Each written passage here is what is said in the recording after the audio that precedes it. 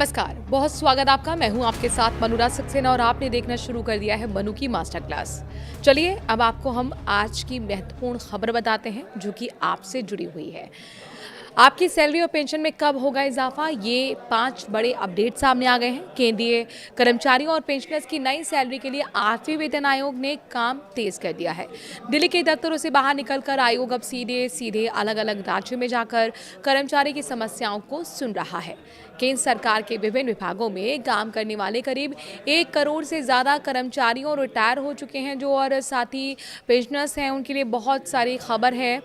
हर महीने बैंक खाते में आने वाली सैलरी और पेंशन में बढ़ोतरी का जो इंतजार आप लोग कर रहे थे, वो प्रक्रिया बहुत तेजी से आगे बढ़ रही है।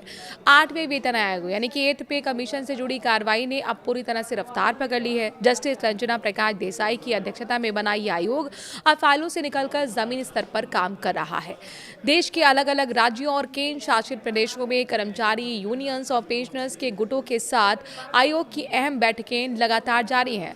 अगर आप भी इस बात को लेकर उत्सुक हैं कि नया पे स्ट्रक्चर कैसा होगा, बेसिक सैलरी कितनी बढ़ेगी, पेंशन का रिवीजन किस तरह से किया जाएगा, तो 8वें वेतन आयोग की तरफ से आ रहे 5 बड़े जरूरी अपडेट्स को जानना आपके लिए बेहद जरूरी है। वेतन आयोग का काम सिर्फ दिल्ली के दफ्तर में बैठकर नहीं हो रहा, बल्कि फिलहाल अब ये आयोग अपने परामर्श और विश्लेषण वाले बेहद अहम दौर पर गुजर गया है। इसका सीधा मतलब यह है कि आयोग के सदस्य अलग अलग राज्यों में जाकर वहां के कर्मचारियों और उनकी यूनियंस की दिक्कतें सुन रहे हैं। दक्षिण भारत में चेन्नई यानी कि तमिलनाडु के भीतर 7-8 सितंबर को महत्वपूर्ण परामर्श बैठकें रखी गई हैं। उसके बाद 9 सितंबर को पुदुचेरी में भी सुनवाई का समय तय किया गया है। उत्तर भारत की तरफ रुख करें तो चंडीगढ़ में 16 से 18 सितंबर के बीच वहां और आसपास के राज्यों के कर्मचारी संगठन से आमने सामने बैठकर बातचीत होगी। तो वहीं राजस्थान के जयपुर में 31 अगस्त और 1 सितंबर को होने वाली बैठकों के लिए आवेदन जमा करने का काम पूरा किया जा चुका है। सैलरी का नया ढांचा तैयार करने में कोई आसान काम इसे माना नहीं जाता। इसके लिए महंगाई के सूचकांक, देश के आर्थिक हालात और अलग अलग क्षेत्रों से आ रहे वित्तीय प्रस्तावों को बारीकी से समझना होता है। ये इसके पीछे की रिसर्च होती है, पैरामीटर्स होते हैं। इसी काम को तेजी से और वैज्ञानिक तरीके से काम करने के लिए आयोग ने अपने सलाहकारों की नियुक्ति से जुड़े नियमों में कुछ जरूरी बदलाव कर दिए हैं। इन विशेषज्ञों की मदद से जो रिपोर्ट तैयार होगी, ये पूरी तरह से सटीक और ठोस आंकड़ों पर निर्धारित होगी, आधारित होगी। सरकारी कर्मचारी के बीच आजकल सबसे ज्यादा चर्चा फिटमेंट फैक्टर को लेकर हो रही है, क्योंकि इसी से तय होता है कि सैलरी में असल उछाल कितना आएगा। आपको याद दिला दें कि 6ठे वेतन आयोग में ये फिटमेंट फैक्टर 1.86 तय किया गया था। फिर 7वें वेतन आयोग में इसे बढ़ाकर 2.57 कर दिया गया था। इससे बेसिक सैलरी में अच्छा खासा इजाफा देखने को मिला था। अब 8वें वेतन आयोग को लेकर कर्मचारी संगठन की तरफ से लगातार ये मांग उठाई जा रही है कि फिटमेंट फैक्टर को 3.68 से लेकर 3.83 के बीच रखा जाए। हालांकि यहाँ ये साफ कर देना जरूरी है कि अभी तक आयोग की तरफ से न्यूनतम वेतन या फिटमेंट फैक्टर या नई पेंशन को लेकर कोई भी आधिकारिक पुष्टि या घोषणा नहीं की गई है।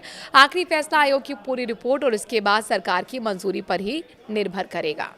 इस बार वेतन आयोग की ये साफ मंशा है कि पूरी प्रक्रिया एकदम लोकतांत्रिक तरीके से पारदर्शी रहे और कोई भी फैसला सिर्फ बंद कमरों में लेने के बजाय आयोग हर विभाग के कर्मचारी, प्रतिनिधियों और स्थानीय परिसंघों और पेंशनर्स एसोसिएशंस को पूरा मौका दे रहा है।